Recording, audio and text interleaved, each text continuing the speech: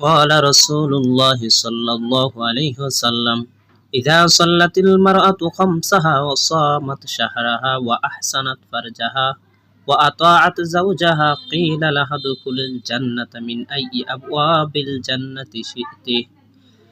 নবী সাল্লাল্লাহু আলাইহি সাল্লাম বলেন, যে নারী 5 ওয়াক্ত নামাজ ঠিকমতো আদায় করবে, রমজানের ঠিকমতো রোজা রাখবে, সতীত্ব রক্ষা করবে এবং স্বামীর আনুগত্য করবে, তাকে বলা হবে তুমি জান্নাতের যে দরজা দিয়ে ইচ্ছে প্রবেশ করো। আল্লাহ নবী সাল্লাল্লাহু আলাইহি সাল্লাম এই হাদিসে নারী সমাজের জন্য জান্নাতে যাওয়ার সহজ ব্যবস্থা বলে দিয়েছেন। আল্লাহ নবী সাল্লাল্লাহু আলাইহি সাল্লাম এই হাদিসে বলেছেন, নারী সমাজ যদি 4টা আমল করে তাহলে সে জান্নাতে চলে যাবে। 1 নম্বর আমল হলো ঠিকমতো ফরজ নামাজ আদায় করতে হবে, অথচ আমরা ফরজ নামাজ থেকে অনেক নারী দূরে। তাই আমাদের ফরজ নামাজগুলো আদায় করতে হবে যদি আমি জান্নাতে যেতে চাই। 2 নম্বর, ঠিকমতো রমজানের ফরজ রোজা রাখতে হবে।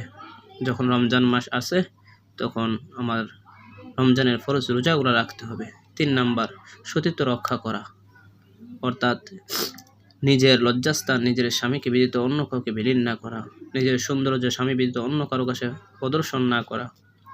4 নম্বর, যদি আমি জান্নাতে যেতে চাই, 4 নম্বর আমল হলো স্বামীর আনুগত্য করা, স্বামীর কথা মেনে চলা, স্বামীর খেদমত করা।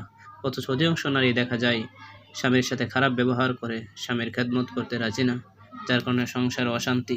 তাই আমরা স্বামীর খেদমত করব এবং স্বামী স্ত্রী একে অপরকে সালাম দিব।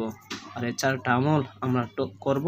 4টা আমল যদি করতে পারি তাহলে আল্লাহ নবী সাল্লাল্লাহু আলাইহি সাল্লাম বলে যে নারী এই 4টা আমল করবে সে জান্নাতি। তাই এই জান্নাতে যাওয়ার সহজ আমলগুলো আমরা করব ইনশাআল্লাহ।